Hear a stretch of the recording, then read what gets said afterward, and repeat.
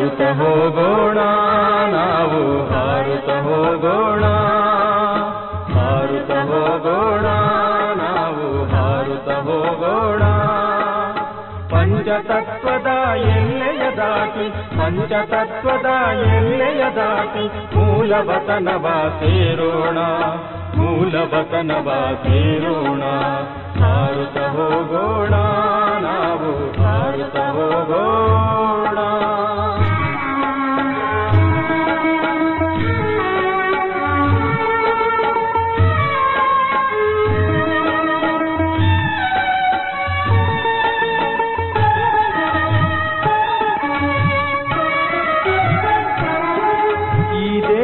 ಸ್ಮೃತಿ ಬಿಟ್ಟು ದೇಹದಾರಿಯ ಸ್ಮೃತಿ ಬಿಟ್ಟು, ಈ ದೇಹದ ಸ್ಮೃತಿ ಬಿಟ್ಟು ದೇಹದಾರಿಯ ಸ್ಮೃತಿ ಬಿಟ್ಟು, ಈ ಪತಿತ ಹಳೆಯದಾದ ಪ್ರಪಂಚದ ಸ್ಮೃತಿ ಬಿಟ್ಟು, ಈ ಪತಿತ ಹಳೆಯದಾದ ಪ್ರಪಂಚದ ಸ್ಮೃತಿ ಬಿಟ್ಟು, ದೂರ ದೂರದ ಗಗನವ ದಾಟಿ ಎತ್ತರೆತ್ತರಕ್ಕೆ ಹಾರೋಣ, ದೂರ ದೂರದ ಗಗನವ ದಾಟಿ ಎತ್ತರೆತ್ತರಕ್ಕೆ ಹಾರೋಣ. ಹಾರುತ್ತ ಹೋಗೋಣ ನಾವು ಹಾರುತ್ತ ಹೋಗೋಣ, ಹಾರುತ್ತ ಹೋಗೋಣ ನಾವು ಹಾರುತ್ತ ಹೋಗೋಣ.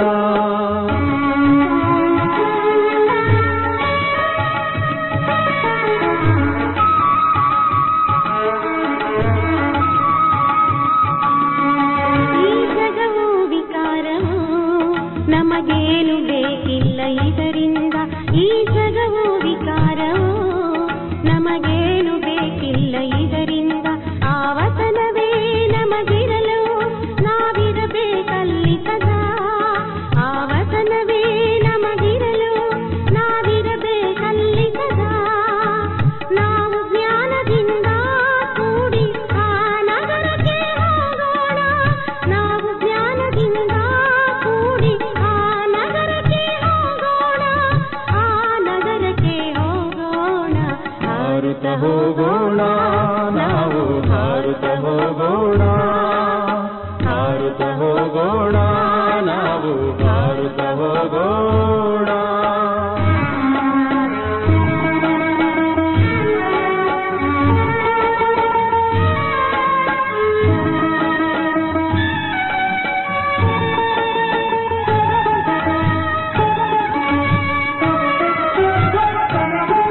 ಆವತನದಿ ಕುಳಿತಿಹರು ಅವ್ಯಕ್ತ ಪಿತಾಮಹರು, ಆವತನದಿ ಕುಳಿತಿಹರು ಅವ್ಯಕ್ತ ಪಿತಾಮಹರು.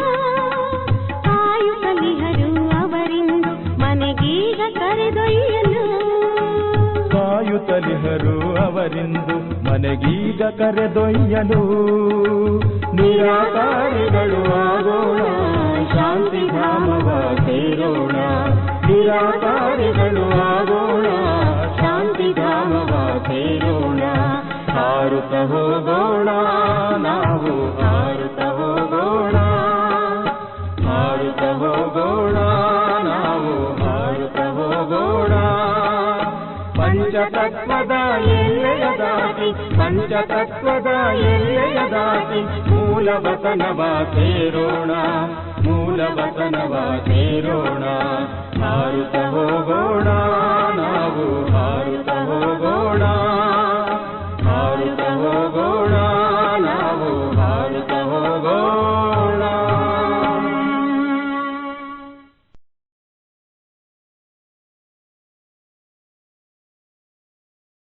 ಓಂ ಶಾಂತಿ. ಇಂದಿನ ದಿನಾಂಕ 1/6/2025. ಪ್ರಾರ್ಥ ಮುರುಳಿ ಅವ್ಯಕ್ತ ಬಾಪ್ ದಾದಾ ರಿವೈಸ್ 21/10/2005 ಮಧುಬನ. ಸಂಪೂರ್ಣ ಮತ್ತು ಸಂಪನ್ನರಾಗುವ ದಿನಾಂಕವನ್ನು ನಿಗದಿಗೊಳಿಸಿ ಸಮಯ ಪ್ರಮಾಣ ಈಗ ಸದಾ ಸಿದ್ಧರಾಗಿ. ಇಂದು ಬಾಪ್ ದಾದಾ 4 ಕಡೆಯ ಮಕ್ಕಳ 3 ರೂಪವನ್ನು ನೋಡುತ್ತಿದ್ದಾರೆ. ಹೇಗೆ ತಂದೆಯ ವಿಶೇಷ 3 ಸಂಬಂಧ ನೆನಪಿರುತ್ತದೆಯೋ ಹಾಗೆಯೇ ಮಕ್ಕಳದ್ದು ಸಹ 3 ರೂಪವನ್ನು ನೋಡಿ ಸಂತೋಷ ಪಡುತ್ತಿದ್ದಾರೆ. ನಿಮ್ಮ 3 ರೂಪವನ್ನು ತಿಳಿದಿದ್ದೀರಲ್ಲವೇ? ಈ ಸಮಯದಲ್ಲಿ ಎಲ್ಲ ಮಕ್ಕಳು ಬ್ರಾಹ್ಮಣ ರೂಪದಲ್ಲಿ ಇದ್ದೀರಿ ಮತ್ತು ಬ್ರಾಹ್ಮಣರ ಕೊನೆಯ ಹಂತವಾಗಿದೆ. ಬ್ರಾಹ್ಮಣರೇ ಸೂಕ್ಷ್ಮ ದೇವತೆಗಳಾಗಿ ನಂತರ ಸೂಕ್ಷ್ಮ ದೇವತೆಗಳೇ ದೇವತೆಗಳಾಗುತ್ತೀರಿ. ಎಲ್ಲದಕ್ಕಿಂತ ವಿಶೇಷವಾದದ್ದು ವರ್ತಮಾನ ಬ್ರಾಹ್ಮಣ ಜೀವನವಾಗಿದೆ. ಬ್ರಾಹ್ಮಣ ಜೀವನ ಅಮೂಲ್ಯವಾದುದಾಗಿದೆ. ಬ್ರಾಹ್ಮಣ ಜೀವನದ ವಿಶೇಷತೆ ಪವಿತ್ರತೆಯಾಗಿದೆ. ಪವಿತ್ರತೆಯೇ ಬ್ರಾಹ್ಮಣ ಜೀವನದ ಸತ್ಯತೆಯಾಗಿದೆ. ಪವಿತ್ರತೆಯೇ ಬ್ರಾಹ್ಮಣ ಜೀವನದ ವ್ಯಕ್ತಿತ್ವವಾಗಿದೆ. ಪವಿತ್ರತೆಯೇ ಸುಖ ಶಾಂತಿಯ ಜನನಿಯಾಗಿದೆ. ಎಷ್ಟು ಪವಿತ್ರತೆ ಇರುತ್ತದೆಯೋ ಅಷ್ಟು ಸುಖ ಶಾಂತಿ ಜೀವನದಲ್ಲಿ ಸ್ವಾಭಾವಿಕ ಮತ್ತು ಸ್ವಭಾವವಾಗಿರುತ್ತದೆ. ಮತ್ತು ಪವಿತ್ರ ಆತ್ಮರ ಲಕ್ಷ್ಯ ಬ್ರಾಹ್ಮಣರಿಂದ ದೇವತೆಗಳಾಗುವುದಲ್ಲ, ಆದರೆ ಮೊದಲು ಸೂಕ್ಷ್ಮ ದೇವತೆಗಳಾಗುವುದು ಮತ್ತು ಸೂಕ್ಷ್ಮ ದೇವತೆಗಳಿಂದ ದೇವತೆಗಳಾಗುವುದಾಗಿದೆ. ಅಂದಾಗ ಬ್ರಾಹ್ಮಣರಿಂದ ಸೂಕ್ಷ್ಮ ದೇವತೆ, ಸೂಕ್ಷ್ಮ ದೇವತೆಯಿಂದ ದೇವತೆ, ಈ ಮೂರು ರೂಪವನ್ನು ಬಾಪ್ತಾದ ಎಲ್ಲ ಮಕ್ಕಳಲ್ಲಿ ನೋಡುತ್ತಿದ್ದಾರೆ. ತಮ್ಮೆಲ್ಲರಿಗೂ ಸಹ ತಮ್ಮ ಮೂರು ರೂಪ ಸನ್ಮುಖದಲ್ಲಿ ಬಂದಿದೆಯೇ? ಬಂದಿತೆ. ಬ್ರಾಹ್ಮಣರೇನೋ ಆಗಿದ್ದೀರಿ. ಈಗ ಸೂಕ್ಷ್ಮ ದೇವತೆಗಳಾಗುವ ಗುರಿ ಇದೆಯಲ್ಲವೇ? ಇದೇ ಗುರಿಯಲ್ಲವೇ? ಸೂಕ್ಷ್ಮ ದೇವತೆಗಳಾಗಲೇಬೇಕು. ಪರಿಶೀಲನೆ ಮಾಡಿಕೊಳ್ಳಿ. ಸೂಕ್ಷ್ಮ ದೇವತೆಯ ವಿಶೇಷತೆಯು ಜೀವನದಲ್ಲಿ ಎಷ್ಟು ಕಂಡು ಬರುತ್ತಿದೆ. ಸೂಕ್ಷ್ಮ ದೇವತಾ ಅರ್ಥಾತ್ ಯಾವ ಹಳೆಯ ಪ್ರಪಂಚ, ಹಳೆಯ ಸಂಸ್ಕಾರಗಳೊಂದಿಗೆ ಯಾವುದೇ ಸಂಬಂಧವಿಲ್ಲ. ಕೇವಲ ಸಮಸ್ಯೆಯ ಸಮಯದಲ್ಲಿ ಡಬಲ್ ಲೈಟ್ ಆಗುವುದಲ್ಲ, ಆದರೆ ಸದಾ ಮನಸ ವಾಚ ಸಂಬಂಧ ಸಂಪರ್ಕದಲ್ಲಿ ಡಬಲ್ ಲೈಟ್ ಆಗುವುದು, ಹಗುರವಾಗಿರುವುದು. ಹಗುರವಾದ ವಸ್ತು ಇಷ್ಟವಾಗುತ್ತದೆಯೋ ಅಥವಾ ಭಾರವಾಗಿರುವ ಇಷ್ಟವಾಗುತ್ತದೆಯೋ? ಯಾವುದು ಇಷ್ಟವಾಗುತ್ತದೆ? ಹಗುರವಾಗಿರುವುದು ಇಷ್ಟವಾಗುತ್ತದೆ ಎಲ್ಲವೇ? ಸೂಕ್ಷ್ಮ ದೇವತೆ ಅರ್ಥಾತ್ ಎಲ್ಲರಿಗೂ ಇಷ್ಟವಾಗುತ್ತಾರೆ.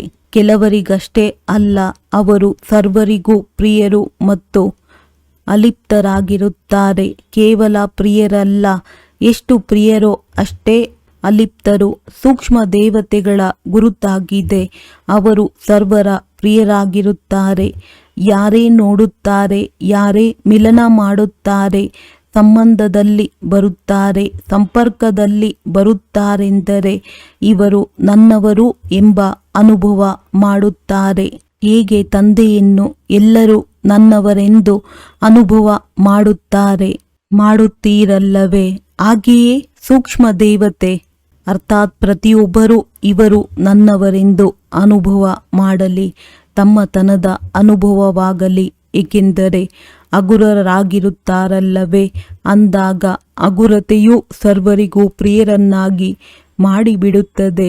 ಇಡೀ ಬ್ರಾಹ್ಮಣ ಪರಿವಾರವೇ ಇವರು ನನ್ನವರೆಂದು ಅನುಭವ ಮಾಡಲಿ. ಭಾರೀತನವಿರಬಾರದು. ಸೂಕ್ಷ್ಮ ದೇವತೆಯ ಅರ್ಥವೇ ಆಗಿದೆ ಡಬಲ್ ಲೈಟ್. ಸೂಕ್ಷ್ಮ ದೇವತಾ ಅರ್ಥಾತ್ ಸಂಕಲ್ಪ, ಮಾತು, ಕರ್ಮ, ಸಂಬಂಧ ಸಂಪರ್ಕದಲ್ಲಿ ಬೇಹದ್ದಿನದಾಗಿರಲಿ, ಮಿತವಾಗಿರಬಾರದು. ಎಲ್ಲರೂ ನಮ್ಮವರೇ ಮತ್ತು ನಾನು ಎಲ್ಲವರನಾಗಿದ್ದೇನೆ. ಎಲ್ಲಿ ಹೆಚ್ಚು ನಮ್ಮದು, ನಮ್ಮವರು ಎನ್ನುವುದಿರುತ್ತದೆಯೋ ಅಲ್ಲಿ ಹಗುರತೆ ಇರುತ್ತದೆ. ಸಂಸ್ಕಾರವೂ ಸಹ ಹಗುರತೆ ಇರುತ್ತದೆ. ಅಂದಾಗ ಸೂಕ್ಷ್ಮ ದೇವತಾ ಸ್ಥಿತಿಯನ್ನು ಎಷ್ಟು ಪರ್ಸೆಂಟ್ನಲ್ಲಿ ತಲುಪಿದ್ದೇನೆ ಎಂದು ಪರಿಶೀಲನೆ ಮಾಡಿಕೊಳ್ಳಿ. ಪರಿಶೀಲನೆ ಮಾಡಿಕೊಳ್ಳುವವರೂ ಆಗಿದ್ದೀರಿ, ಪರಿವರ್ತನೆ ಮಾಡಿಕೊಳ್ಳುವವರೂ ಆಗಿದ್ದೀರಿ. ಶುಭಾಶಯಗಳು. ಬಾಪ್ ದಾದಾರವರ ಶುಭ ಆಸೆಯಾಗಿದೆ. ಈಗ ಸಮಯವನ್ನು ನೋಡುತ್ತಾ ಯಾರು ತನ್ನನ್ನು ಮಹಾರಥಿ ಎಂದು ತಿಳಿದಿದ್ದೀರಿ ಅವರ ಸ್ಥಿತಿಯು 95% ಇರಬೇಕು. ಯಾರೋ 98% ಆಗುತ್ತೇವೆಂದು ಹೇಳಿದ್ದಾರೆ. ಶುಭಾಶಯಗಳು. ತಮ್ಮ ಬಾಯಲ್ಲಿ ಗುಲಾಬ್ ಜಾಮೂನು ತಿನ್ನಿ, ಏಕೆಂದರೆ ನೋಡುತ್ತಿದ್ದೀರಲ್ಲವೇ ಆಗಲೇ ಬೇಕಾಗಿದೆ ಎಂದು ತಿಳಿದಿದ್ದೀರಲ್ಲವೇ. ಆಗುತ್ತದೆ ಎಂದಲ್ಲ, ಆಗಲೇ ಬೇಕಾಗಿದೆ. ಗೆ ಗೆ ಎಂದಲ್ಲ, ಆಗುತ್ತದೆ, ನೋಡುತ್ತೇವೆ, ಪ್ರಯತ್ನ ಪಡುತ್ತೇವೆ. ಈ ಭಾಷೆಯನ್ನು ಈಗ ಪರಿವರ್ತನೆ ಮಾಡಿಕೊಳ್ಳಿ. ಏನೆಲ್ಲ ಸಂಕಲ್ಪ ಮಾಡುತ್ತೀರೋ ಶೇಕಡ ಎಷ್ಟು ಮತ್ತು ಸಫಲತಾಪೂರ್ವಕವಾಗಿದೆ ಎಂದು ಪರಿಶೀಲನೆ ಮಾಡಿಕೊಳ್ಳಿ. ಈಗ ಪರಿಶೀಲನೆ ಮಾಡಿಕೊಳ್ಳುವುದರ ತೀವ್ರತೆಯನ್ನು ಹೆಚ್ಚಿಸಿಕೊಳ್ಳಿ. ಮೊದಲು ಪರಿಶೀಲಿಸಿ, ನಂತರ ಕರ್ಮದಲ್ಲಿ ತನ್ನಿ. ಏನೇ ಸಂಕಲ್ಪ ಬಂದಿತೋ, ಯಾವ ಮಾತು ಬಂದಿತೋ, ಸಂಬಂಧ ಸಂಪರ್ಕದಲ್ಲಿ ಏನು ನಡೆಯಿತೋ ಹಾಗೆ ಇರಬಾರದು. ಯಾರು VVIPಗಳಿರುತ್ತಾರೆ ಅವರದ್ದು ಎಷ್ಟೊಂದು ಚೆಕಿಂಗ್ ಇರುತ್ತದೆ ಎಂದು ತಿಳಿದಿದೆಯಲ್ಲವೇ? ಪ್ರತಿಯೊಂದು ವಸ್ತುವನ್ನು ಮೊದಲು ಪರಿಶೀಲಿಸುತ್ತಾರೆ, ನಂತರ ಮುಂದೆ ಹೆಜ್ಜೆಯನ್ನಿಡುತ್ತಾರೆ. ಈಗ 2 ಗಂಟೆಯ ನಂತರ, 4 ಗಂಟೆಯ ನಂತರ ಪರಿಶೀಲನೆ ಮಾಡಿಕೊಳ್ಳುವುದು ನಡೆಯುವುದಿಲ್ಲ. ಮೊದಲು ಪರಿಶೀಲನೆ ಮಾಡಿಕೊಳ್ಳಬೇಕು, ನಂತರ ಹೆಜ್ಜೆಯನ್ನಿಡಬೇಕು. ಏಕೆಂದರೆ ತಾವು ಈ ಸೃಷ್ಟಿ ನಾಟಕದಲ್ಲಿದ್ದೀರಿ. ಇತ್ತೀಚಿನ VVIPಗಳು ಯಾರಿದ್ದಾರೆ ಅವರು 1 ಜನ್ಮದವರಾಗಿದ್ದಾರೆ. ಅದರಲ್ಲಿಯೂ ಸ್ವಲ್ಪ ಸಮಯಕ್ಕಾಗಿ ಇರುತ್ತಾರೆ. ಆದರೆ ತಾವು ಬ್ರಾಹ್ಮಣರು. ಬ್ರಾಹ್ಮಣರಿಂದ ಸೂಕ್ಷ್ಮ ದೇವತೆಗಳಿಗೆ ಎಷ್ಟೇ ವಿವಿ ಜೋಡಿಸಿದರೂ ಅಷ್ಟೇ ಆಗುವುದು. ನೋಡಿ, ನೀವು ನಿಮ್ಮ ಮುಂದೆ VVIP ಹಾಕುತ್ತಾ ಹೋಗಿ. ತಾವು ತಮ್ಮ ಚಿತ್ರವನ್ನಂತೂ ನೋಡುತ್ತೀರಲ್ಲವೇ? ಯಾವುದನ್ನು ಪೂಜೆ ಮಾಡುತ್ತಿದ್ದಾರೆ ಅದನ್ನು ನೋಡಿದ್ದೀರಲ್ಲವೇ? ಮಂದಿರವನ್ನು ನೋಡದಿದ್ದರೂ ಫೋಟೋವನ್ನಂತೂ ನೋಡಿದ್ದೀರಲ್ಲವೇ?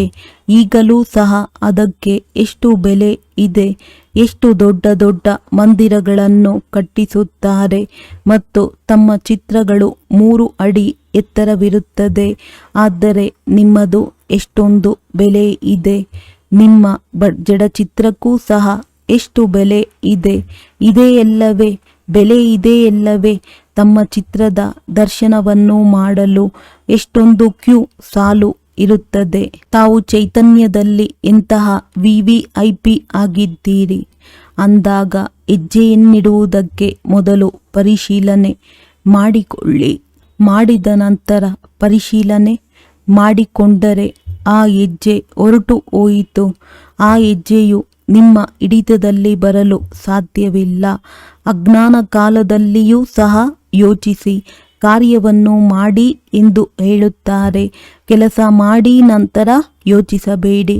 ಮೊದಲು ಯೋಚಿಸಿ ನಂತರ ಕಾರ್ಯ ಮಾಡಿ ಅಂದಾಗ ತನ್ನ ಸ್ವಮಾನದ ಸೀಟ್ನಲ್ಲಿ ಸ್ಥಿತರಾಗಿ. ಶೇಕಡ ಸ್ವಮಾನದಲ್ಲಿ ಎಷ್ಟಿರುತ್ತೀರೋ ಅಷ್ಟು ವಿರೋಧವಿರುವುದಿಲ್ಲ. ಯಾವಾಗ ಸೀಟ್ನಲ್ಲಿ ಸ್ಥಿತರಾಗಿರುವುದಿಲ್ಲವೋ ಆಗ ಮಾಯೆಯ ವಿರೋಧ ಬರುತ್ತದೆ.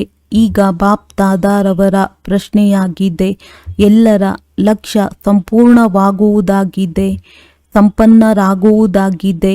ಸಂಪೂರ್ಣರಾಗುವ ಗುರಿ ಇದೆಯೇ ಅಥವಾ ಸ್ವಲ್ಪ ಸ್ವಲ್ಪ ಆಗುವುದಿದೆಯೇ?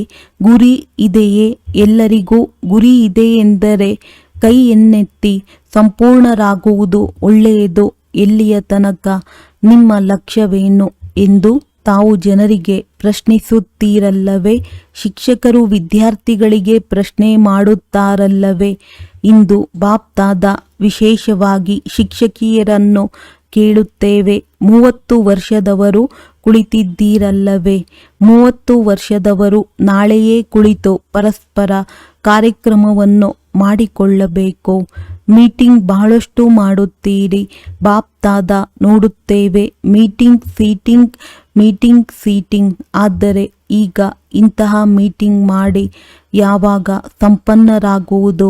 ಮತ್ತೆಲ್ಲ ಸಮಾರಂಭಗಳನ್ನು ಮಾಡುತ್ತೀರಿ, ದಿನಾಂಕವನ್ನು ನಿಗದಿಪಡಿಸುತ್ತೀರಿ. ಇಂತಹ ಕಾರ್ಯಕ್ರಮ, ಇಂತಹ ದಿನಾಂಕವೆಂದು ನಿಗದಿಪಡಿಸುತ್ತೀರಿ. ಹಾಗೆಯೇ ಇದರ ದಿನಾಂಕವನ್ನು ಸಹ ನಿಗದಿಗೊಳಿಸಿ. ಇದರ ದಿನಾಂಕವಿಲ್ಲವೇ? ಎಷ್ಟು ವರ್ಷಗಳು ಬೇಕು ಹೇಳಿ? ಏಕೆ ಬಾಪ್ ದಾದಾ ಏಕೆ ಕೇಳುತ್ತೇವೆ? ಏಕೆಂದರೆ ಯಾವಾಗ ವಿನಾಶ ಮಾಡಲಿ ಎಂದು ಪ್ರಕೃತಿಯೂ ತಂದೆಯನ್ನು ಕೇಳುತ್ತದೆ ಅಂದಾಗ ಬಾಪ್ ದಾದಾ ಏನು ಉತ್ತರವನ್ನು ಕೊಡುವುದು ಬಾಪ್ತಾದ ಮಕ್ಕಳನ್ನೇ ಕೇಳುತ್ತೇವೆ. ಎಲ್ಲಿಯ ತನಕ ಈ ದಿನದ ವಿಶೇಷ ಟಾಪಿಕ್ ಆಗಿದೆ. ಎಲ್ಲಿಯ ತನಕ ಡಬಲ್ ವಿದೇಶಿಗಳು ಕುಳಿತಿದ್ದೀರಲ್ಲವೇ ಅಂದಾಗ ಡಬಲ್ ಪುರುಷಾರ್ಥವಾಗುತ್ತದೆ ಎಲ್ಲವೇ. ಕಮಾಲ್ ಮಾಡಿ ವಿದೇಶಿಯರು ಮಾದರಿಯಾಗಿ ಬ್ರಾಹ್ಮಣ ಪರಿವಾರದ ಮುಂದೆ, ವಿಶ್ವದ ಮುಂದೆ ಸಂಪನ್ನ ಮತ್ತು ಸಂಪೂರ್ಣರಾಗಿ ಅಷ್ಟೇ. ಸರ್ವಶಕ್ತಿಗಳು ಸರ್ವ ಗುಣಗಳಿಂದ ಸಂಪನ್ನರು ಅರ್ಥಾತ್ ಸಂಪೂರ್ಣರು. ಮನ್ಸ ವಾಚ ಸಂಬಂಧ ಸಂಪರ್ಕ ನಾಲ್ಕರಲ್ಲಿ ಒಂದು ವೇಳೆ ಒಂದರಲ್ಲಿಯಾದರೂ ಬಲಹೀನರಾಗಿ ಬಿಟ್ಟಿರೆಂದರೆ ಸಂಪನ್ನರೆಂದು ಕರೆಯುವುದಿಲ್ಲ. 4 ಮಾತುಗಳು ನೆನಪಿದೆಯಲ್ಲವೇ? ಮನ್ಸ ವಾಚ ಸಂಬಂಧ ಸಂಪರ್ಕದಲ್ಲಿ ಕರ್ಮ ಬಂದು ಬಿಡುತ್ತದೆ. 4 ಮಾತುಗಳಲ್ಲಿ ಬಂದು ಬಿಡುತ್ತದೆ. ಮನ್ಸ ವಾಚಾದಲ್ಲಂತೂ ಸರಿ ಇದ್ದೇವೆ, ಸಂಬಂಧ ಸಂಪರ್ಕದಲ್ಲಿ ಸ್ವಲ್ಪ ಇದ್ದೇವೆ ಎಂದಲ್ಲ. ಯಾರ ಬಳಿಯೇ ಹೋಗಲಿ, ಯಾರ ಸಂಪರ್ಕದಲ್ಲಿಯೇ ಹೋಗಲಿ, ಇವರು ನನ್ನವರೆಂದು ಅನುಭವ ಮಾಡಲಿ ಎಂದು ಈ ಮೊದಲೇ ಹೇಳಿದ್ದೇವಲ್ಲವೇ. ಅನ್ಯರ ಬಗ್ಗೆ ಇಷ್ಟೊಂದು ಹಗುರತೆ ಬರುವುದಿಲ್ಲ. ಸ್ವಲ್ಪ ಭಾರಿಯಾಗುತ್ತದೆ, ಆದರೆ ತನ್ನ ಬಗ್ಗೆ ಹಗುರತೆ ಇರುತ್ತದೆ. ಅಂದಾಗ ಎಲ್ಲರೊಂದಿಗೂ ಹಗುರವಾಗಿರಬೇಕು. ಕೇವಲ ತಮ್ಮ ಝೋನ್ಗೆ ಹೊಂದಿಕೊಳ್ಳುವುದು ಅಥವಾ ತಮ್ಮ ಸೇವಾ ಕೇಂದ್ರದಲ್ಲಿ ಹಗುರವಾಗಿರುವುದಲ್ಲ. ಒಂದು ವೇಳೆ ಕೇವಲ ತಮ್ಮ ಝೋನ್ನಲ್ಲಿ ಮಾತ್ರ ಹೊಂದಿಕೊಂಡರೆ ಅಥವಾ ಸೇವಾ ಕೇಂದ್ರದಲ್ಲಿ ಹೊಂದಿಕೊಂಡರೆ ವಿಶ್ವದ ರಾಜರುಗಳು ಹೇಗಾಗುತ್ತೀರಿ? ವಿಶ್ವ ಕಲ್ಯಾಣಕಾರಿಗಳಾಗಲು ಸಾಧ್ಯವಿಲ್ಲ. ವಿಶ್ವದ ರಾಜರು ಆಗಲು ಸಾಧ್ಯವಿಲ್ಲ. ರಾಜ ಎಂದರೆ ಸಿಂಹಾಸನದ ಮೇಲೆ ಕುಳಿತುಕೊಳ್ಳುವುದು ಎಂದಲ್ಲ. ರಾಯಲ್ ಕುಟುಂಬದಲ್ಲಿಯೂ ಸಹ ರಾಜ್ಯದ ರಾಜ್ಯಾಧಿಕಾರವಿರುತ್ತದೆ. ಅಂದಾಗ ಏನು ಮಾಡುತ್ತೀರಿ? ಎಲ್ಲಿಯ ತನಕ ಎಂಬ ಈ ಪ್ರಶ್ನೆಗೆ ಉತ್ತರವನ್ನು ಕೊಡುತ್ತೀರಲ್ಲವೇ? ಮೀಟಿಂಗ್ ಮಾಡುತ್ತೀರಲ್ಲವೇ? ಮೀಟಿಂಗ್ ಮಾಡಿ ಫೈನಲ್ ಮಾಡಿ, ಸರಿಯೇ, ಒಳ್ಳೆಯದು. ಎಲ್ಲರೂ ಚೆನ್ನಾಗಿದ್ದೀರಾ, ಮಾಡಲೇಬೇಕು, ಆಗಲೇಬೇಕು ಎಂಬ ಉಮಂಗ ಬರುತ್ತದೆ ಎಲ್ಲವೇ. ಬಾಪ್ ತಾದಾರವರು ಒಲವು ಉತ್ಸಾಹವನ್ನು ತರುತ್ತಾರಲ್ಲವೇ. ಒಲವು ಉತ್ಸಾಹದಲ್ಲಿರುವುದನ್ನು ನೋಡಿ ಮಾಯೆ ಒಂದಲ್ಲ ಒಂದು ರೀತಿ ಮಾಡಿಬಿಡುತ್ತದೆ. ಏಕೆಂದರೆ ಅದರದ್ದೂ ಸಹ ಈಗ ಅಂತಿಮ ಸಮಯ ಸಮೀಪ ಬಂದಿದೆ. ಅದು ತನ್ನಲ್ಲಿರುವಂತಹ ಎಲ್ಲ ಅಸ್ತ್ರಶಸ್ತ್ರಗಳನ್ನು ಉಪಯೋಗಿಸುತ್ತದೆ ಮತ್ತು ಈ ರೀತಿ ಪಾಲನೆ ಕೊಡುತ್ತದೆ. ಆದರೆ ಅದು ಮಾಯೆಯ ಪಾಲನೆ ಎಂಬುದು ತಿಳಿಯುವುದೇ ಇಲ್ಲ. ಮಾಯೆಯ ಮತವೋ ಅಥವಾ ತಂದೆಯ ಮತವೋ ತಿಳಿಯುವುದಿಲ್ಲ. ತಂದೆಯ ಮತದೊಂದಿಗೆ ನನ್ನ ಮತವನ್ನು ಸೇರಿಸಿ ಬಿಡುತ್ತದೆ. ಈ ಸೂಕ್ಷ್ಮ ದೇವತಾತನದಲ್ಲಿ ಅಥವಾ ಪುರುಷಾರ್ಥದಲ್ಲಿ ವಿಶೇಷವಾಗಿ 2 ಶಬ್ದಗಳಿಂದ ಕೂಡಿದಂತಹ ಅಡಚಣೆಯೂ ಬರುತ್ತದೆ. ಅದು ಸಾಧಾರಣ ಶಬ್ದದಲ್ಲಿ ಕಷ್ಟವೇನಿಲ್ಲ.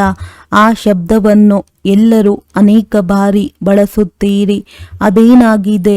ನಾನು ಮತ್ತು ನನ್ನದು.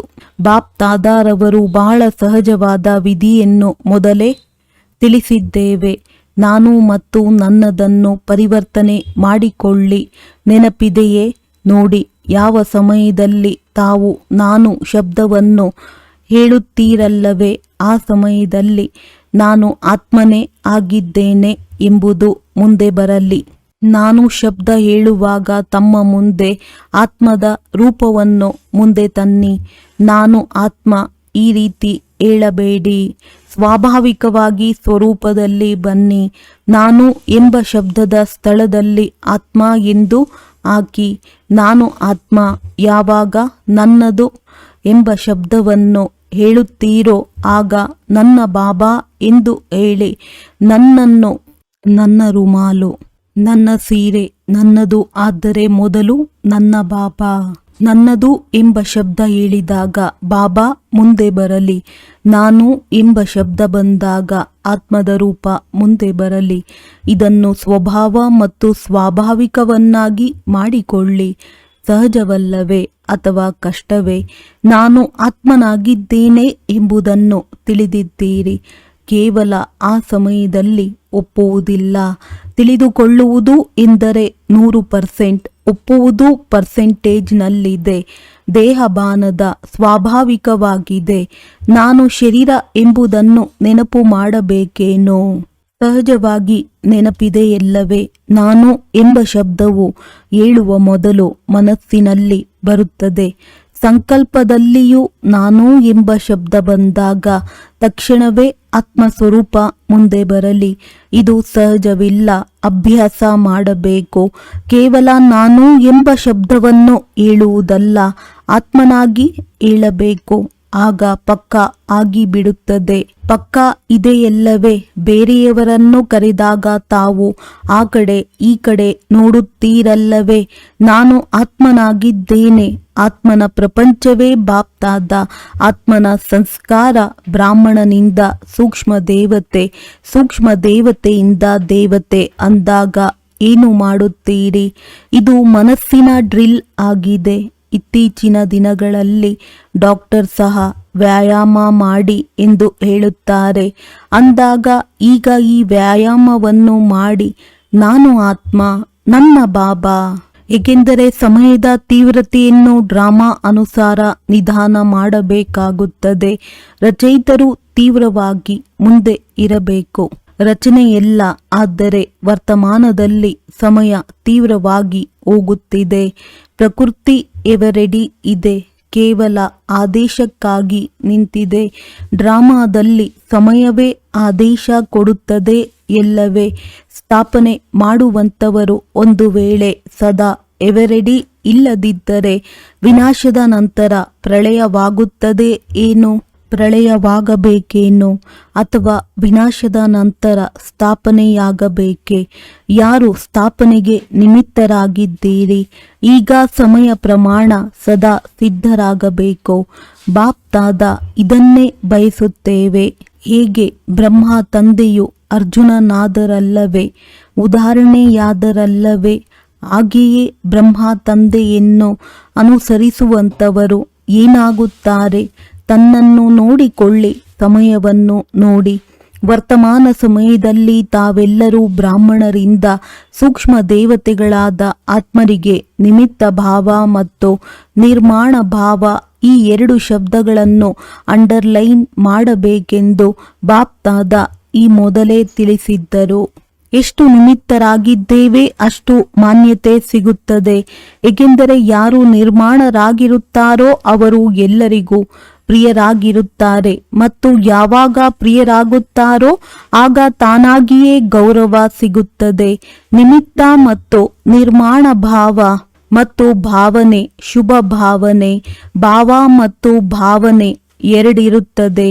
ಅಂದಾಗ ನಿಮಿತ್ತ ಭಾವ ಮತ್ತು ಭಾವನೆ ಪ್ರತಿಯೊಬ್ಬರ ಪ್ರತಿ ಶುಭ ಭಾವನೆ, ಶುಭ ಕಾಮನೆ ಹೇಗೆ ಇರಲಿ. ತಮ್ಮ ನಿಮಿತ್ತ ನಿರ್ಮಾಣ ಭಾವ ಮತ್ತು ಶುಭ ಭಾವನೆ ವಾಯುಮಂಡಲವನ್ನು ಮುಂದಿರುವವರನ್ನು ವೈಬ್ರೇಷನ್ನಿಂದ ಬದಲಾವಣೆ ಮಾಡಿಬಿಡುತ್ತದೆ. ಕೆಲವು ಮಕ್ಕಳು ಆತ್ಮಿಕ ವಾರ್ತಾಲಾಪದಲ್ಲಿ ಹೇಳುತ್ತಾರೆ, ನಾವು 1 ತಿಂಗಳಿನಿಂದ ಶುಭ ಭಾವನೆಯನ್ನಿಟ್ಟಿದ್ದೇವೆ, ಅವರು ಬದಲಾವಣೆಯಾಗುವುದೇ ಇಲ್ಲವೆಂದು. ನಂತರ ಸುಸ್ತಾಗಿ ಬಿಡುತ್ತಾರೆ, ಹೃದಯ ವಿದೀರ್ಣರಾಗಿ ಬಿಡುತ್ತಾರೆ. ಆ ಬಡಪಾಯಿಗಳ ವೃತ್ತಿ ಅಥವಾ ದೃಷ್ಟಿ ಕಲ್ಲಿನ ಸಮಾನವಾಗಿರುತ್ತದೆ. ಅಂದ ಮೇಲೆ ಅವರಿಗೆ ಬದಲಾವಣೆಯಾಗಲು ಸಮಯ ಹಿಡಿಸುತ್ತದೆ ಇಲ್ಲವೇ? ಒಳ್ಳೆಯದು, ಅವರು ಬದಲಾಗದೆ ಇರಬಹುದು. ಆದರೆ ನೀವಾದರೂ ತಮ್ಮನ್ನು ಸರಿಪಡಿಸಿಕೊಳ್ಳಿ. ನೀವು ನಿಮ್ಮ ಸ್ಥಿತಿಯಲ್ಲಿ ಸ್ಥಿತರಾಗಿ ನೀವೇಕೆ ಹೃದಯ ವಿದೀರ್ಣರಾಗುತ್ತೀರಿ? ಹೃದಯ ವಿದೀರ್ಣರಾಗಬೇಡಿ. ಒಳ್ಳೆಯದು, ಅವರು ಬದಲಾಗಲಿಲ್ಲವೆಂದರೆ ನಾನು ಅವರ ಜೊತೆ ಬದಲಾಗಬಾರದೆ? ಹೃದಯ ವಿದೀರ್ಣರಾದಿರೆಂದರೆ ನಿಮಗಿಂತ ಅವರೇ ಶಕ್ತಿಶಾಲಿಗಳೆಂದರ್ಥ. ಏಕೆಂದರೆ ಅವರು ನಿಮ್ಮನ್ನು ಬದಲಾವಣೆ ಮಾಡಿದರು. ನೀವು ನಿಮ್ಮ ಸ್ವಮಾನದ ಸೀಟನ್ನು ಏಕೆ ಬಿಡುತ್ತೀರಿ? ವ್ಯರ್ಥ ಸಂಕಲ್ಪವನ್ನು ಮಾಡಬಾರದು. ಏಕೆ ಎಂದು ಹೇಳಿದಿರೆಂದರೆ ವ್ಯರ್ಥ ಸಂಕಲ್ಪಗಳ ಬಾಗಿಲು ತೆರೆಯಿತೆಂದು ತಿಳಿಯಿರಿ. ಆ ಬಾಗಿಲನ್ನು ಮುಚ್ಚುವುದು ಬಹಳ ಕಷ್ಟವಾಗುತ್ತದೆ. ಆದ್ದರಿಂದ ಏಕೆ ಎಂದು ಯೋಚಿಸಬೇಡಿ. ದಯಾಹೃದಯಿಗಳಾಗಿ ವೈಬ್ರೇಷನ್ ಅನ್ನು ಕೊಡುತ್ತಾ ಹೋಗಿ. ದಯಾಹೃದಯಿಗಳಾಗಿ ವೈಬ್ರೇಷನ್ ಅನ್ನು ಕೊಡುತ್ತಾ ಹೋಗಿ. ನೀವು ನಿಮ್ಮ ಸೀಟನ್ನು ಬಿಟ್ಟು ಹೃದಯ ವಿದೀರ್ಣರಾಗುತ್ತೀರಿ. ನೆನಪಿಟ್ಟುಕೊಳ್ಳಿ, ತಮ್ಮ ಸ್ಥಾನದಿಂದ ಕೆಳಗಿಳಿಯಬೇಡಿ. ನಂತರ ಬಹಳ ವಿರೋಧವಾಗಿ ಬಿಡುತ್ತದೆ. ವ್ಯಕ್ತಿಗಳೊಡನೆ ವಿರೋಧವಾಗುತ್ತದೆ. ಸ್ವಭಾವ ಸಂಸ್ಕಾರಗಳಲ್ಲಿ ವಿರೋಧ ಉಂಟಾಗುತ್ತದೆ. ವಿಚಾರಗಳಲ್ಲಿ ವಿರೋಧ ಉಂಟಾಗುತ್ತದೆ. ಆದ್ದರಿಂದ ನಿಮ್ಮ ಸೀಟನ್ನು ಬಿಟ್ಟು ಇಳಿಯಬೇಡಿ. ಅಂದಾಗ ನಾಳೆ ಏನು ಮಾಡುತ್ತೀರಿ ನೆನಪಿದೆಯೇ? ಬಾಪ್ ತಾದಾರವರ ಜೊತೆ ಪ್ರೀತಿ ಇದೆಯಲ್ಲವೇ? ಬಾಪ್ ತಾದಾರವರು ಎಲ್ಲ ಮಕ್ಕಳು ಬ್ರಹ್ಮ ತಂದೆಯ ಸಮಾನರಾಗಬೇಕೆಂದು ತಿಳಿಯುತ್ತೇವೆ. ಬಾಬಾ ಬ್ರಹ್ಮರವರ ಮುಂದೆ ವಿರೋಧ ಉಂಟಾಗಲಿಲ್ಲವೇನೋ? ಮಾಯೆಯದೂ ಸಹ ವಿರೋಧವಿತ್ತೋ? ಆತ್ಮರದ್ದು ವಿರೋಧವಿತ್ತು. ಪ್ರಕೃತಿಯದ್ದೂ ಸಹ ವಿರೋಧವಿತ್ತು. ಆದರೆ ಬ್ರಹ್ಮ ತಂದೆಯು ತನ್ನ ಸ್ಥಿತಿಯನ್ನು ಬಿಟ್ಟರೆ ಬಿಡಲಿಲ್ಲವಲ್ಲವೇ? ಆಗ ಸೂಕ್ಷ್ಮ ದೇವತೆಯಾದರಲ್ಲವೇ? ಅಂದಾಗ ಈಗ ಒಬ್ಬರಿಗೊಬ್ಬರು ತಮ್ಮನ್ನು ಸೂಕ್ಷ್ಮ ದೇವತೆಗಳೆಂದು ತಿಳಿದು ನಡೆಯಿರಿ. ನಾನು ಸೂಕ್ಷ್ಮ ದೇವತೆಯಾಗಿದ್ದೇನೆ. ಎಲ್ಲರೂ ಸೂಕ್ಷ್ಮ ದೇವತೆಯಾಗಿದ್ದಾರೆ. ಹಳೆಯ ಸಂಸ್ಕಾರ, ಹಳೆಯ ಜಗತ್ತಿನೊಂದಿಗೆ ನನ್ನದ್ಯಾವುದೇ ಸಂಬಂಧವಿಲ್ಲ. ಈ ಬ್ರಾಹ್ಮಣರ ಜೊತೆಯೂ ಯಾವುದೇ ಸಂಬಂಧವಿಲ್ಲ. ಇವರು ಸೂಕ್ಷ್ಮ ದೇವತೆ, ಇವರು ಸೂಕ್ಷ್ಮ ದೇವತೆ, ಇವರು ಸೂಕ್ಷ್ಮ ದೇವತೆ. ಇದೇ ದೃಷ್ಟಿಯಿಂದ ನೋಡಿ. ಈ ವಾತಾವರಣವನ್ನು ಹರಡಿ. ಒಳ್ಳೆಯದು.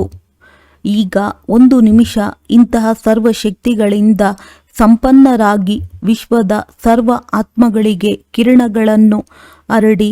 ಇದರಿಂದ 4 ಕಡೆ ತಮ್ಮ ಶಕ್ತಿಗಳ ಪ್ರಕಂಪನಗಳು ಇಡೀ ವಿಶ್ವದಲ್ಲಿ ಹರಡಲಿ. ಒಳ್ಳೆಯದು.